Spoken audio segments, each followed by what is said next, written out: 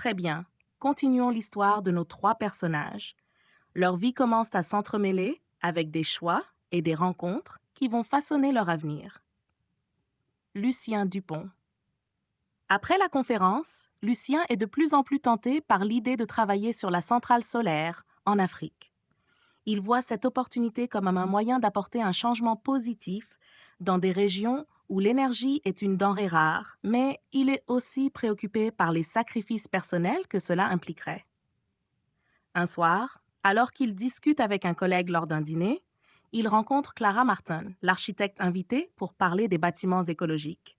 Ils échangent sur leurs passions respectives et découvrent qu'ils partagent une vision commune pour un avenir plus durable. Clara lui parle de son projet de rénovation du bâtiment historique et Lucien propose d'intégrer des solutions énergétiques durables.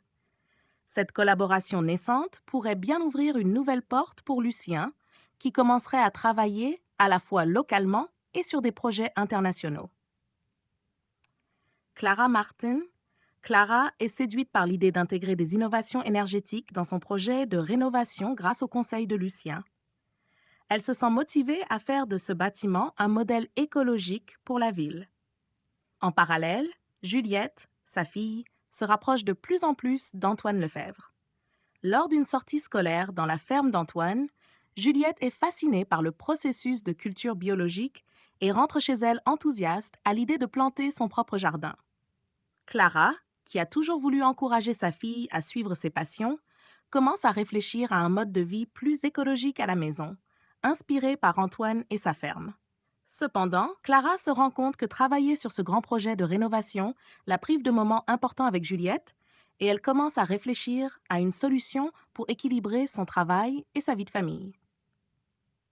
Antoine Lefebvre. Antoine, quant à lui, voit sa ferme prospérer. Grâce à sa rencontre avec Clara et l'intérêt croissant de la communauté pour l'écologie, il a décidé de lancer un programme éducatif pour enseigner aux enfants comment cultiver de manière biologique. Juliette, la fille de Clara, est l'une des premières inscrites.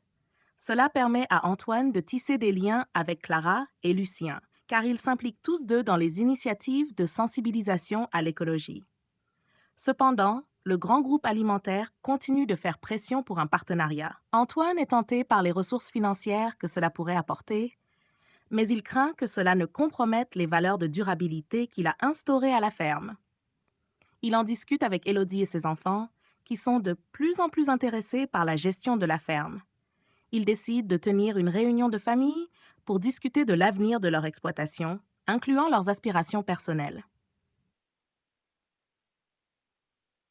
Les choix de Lucien, Clara et Antoine sont de plus en plus connectés. Lucien se retrouve tiraillé entre son rêve d'aventure internationale et une potentielle nouvelle collaboration locale avec Clara. Clara, elle, se demande si elle doit accepter l'aide de Lucien tout en gérant son équilibre entre sa carrière et sa vie de famille. Antoine, de son côté, doit faire un choix crucial qui pourrait changer l'avenir de sa ferme et de sa famille. Veux-tu approfondir un de ces aspects ou ajouter de nouveaux éléments dans la simulation?